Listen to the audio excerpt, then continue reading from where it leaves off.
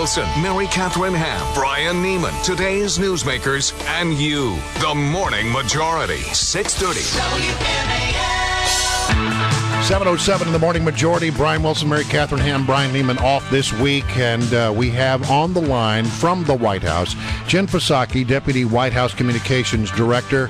And we got so much we want to talk about. We're going to jump right into it. Jen, thank you for joining us here in the Morning Majority. My pleasure. Hey, listen, I remember after the events in Tucson, Arizona, the shooting there, your president went there and gave a very elegant, as he often does, speech in which he said we needed to pull back from harsh political rhetoric. We need to be careful about how we describe the motives of the other side. And yet, just the other day, your vice president, Joe Biden, goes into a meeting and describes those who disagree with the president, Tea Party conservatives, as a terrorist.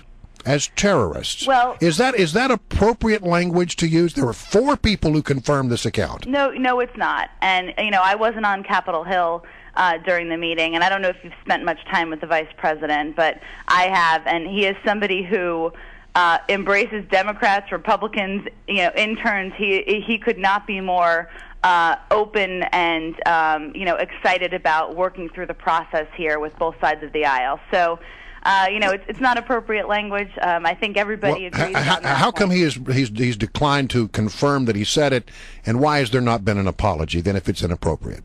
Well, again, I wasn't there when he was speaking on Capitol Hill, and I don't know what the circumstances were. And I think, he was asked about this the other evening, and I certainly think if you had the opportunity to ask him, he would say it wasn't appropriate language either, and that he has many, many friends from the Republican Party who are still in office, who aren't in office anymore, that he's known for 20 and 30 years, people he's been to their kids' birthday parties. So of anyone, he is somebody who has really a record of working with. But wouldn't sides. it be inappropriate, given what the president has said about the need for a nice and a kinder political discourse, for the vice president to say, I got a little carried away, and I'm sorry. We haven't heard those words. No, you're right, and I think that is how he feels. And well, why won't he say it then? Well, I think that the vice president has done, a number of interviews. He's been out there talking about the deal that we struck earlier this week and why it's important for the American people. And, maybe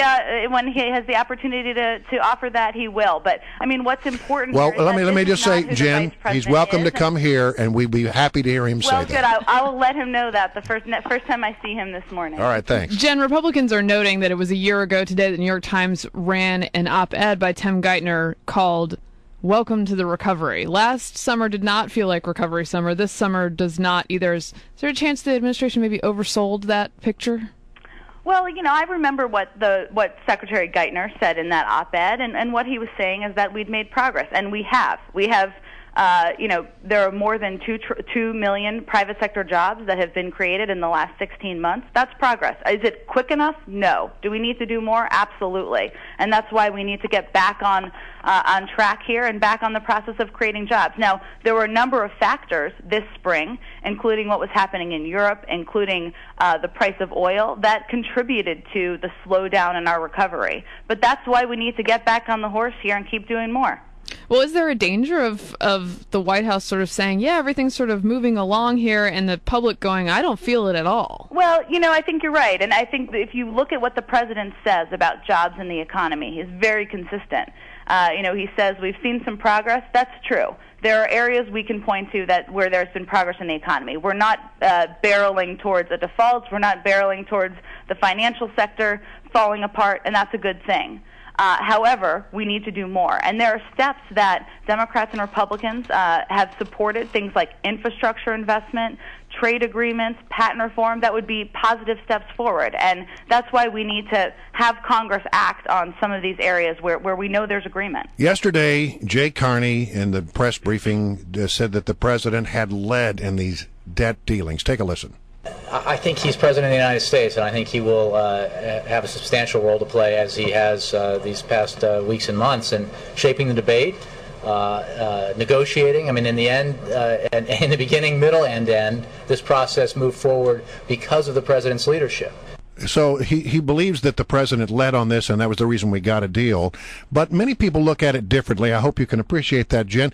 Mary Catherine has a long litany of things that she goes through about how the president failed to lead on this issue. Well, So he didn't embrace anything from the Deficit Commission, which granted was his deficit commission. Then the State of the Union and the budget were both way off base. On even though he talked about deficit reduction, it added a bunch of debt. He then later gave a vision speech that the CBO could not score, and then throughout the summer changed his mind at various times about what he required with the debt ceiling deal, and ended up with a deal that was not of his making at all. So where was the leadership? Where was the leadership? Well, Mary Catherine, first of all, the reality is governing is about compromise.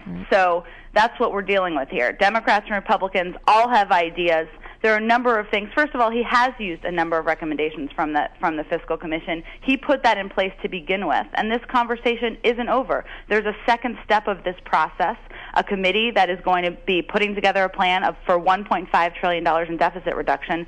That's due by November 23rd. That's an opportunity to put revenues on the table, high-income tax cuts, closing oil and gas loopholes, closing corporate tax loopholes. That's what that conversation will be about. But he did pointedly decline to embrace any of the recommendations by the Debt Commission during the State of the Union or his budget process. Don't you think that might have changed the process throughout the summer had he done that? Well, he embraced the Gang of Six, which included people from the Deficit Commission, included many recommendations that the Fiscal Commission had put together.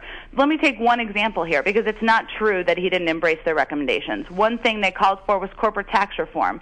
We're undergoing a process right now that Secretary Geithner is leading. We've consulted with people, from both sides of the aisle, from the business community. We want to lower the corporate tax rate. That was one of their recommendations.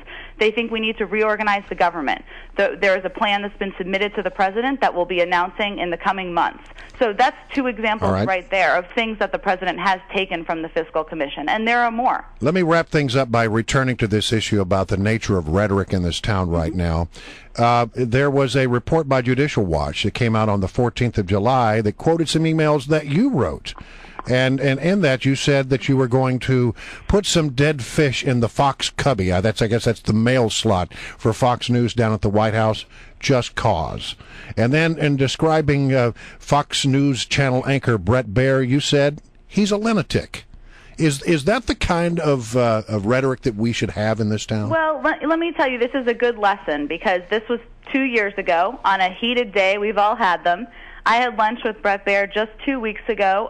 He couldn't be a classier person and smart. We had a great conversation about politics, and I emailed him a profuse apology, and he emailed me back and said, let's have lunch, and we had a great lunch. So that tells you something. It's a good lesson. I also learned a good lesson that humor doesn't translate over email, and that we're all working in the government, and we have to be more careful. So, that's where we are. The interesting thing is that I have a great relationship with all of the Fox reporters who cover us, including the people who were covering us then, who were upset with us and may have had things about us in their email that will never be public. But, this is a high-pressure job. There are ups and downs, and we all learn from the experience. All right, Jennifer PSAKI, we appreciate you joining us here on The Morning Majority.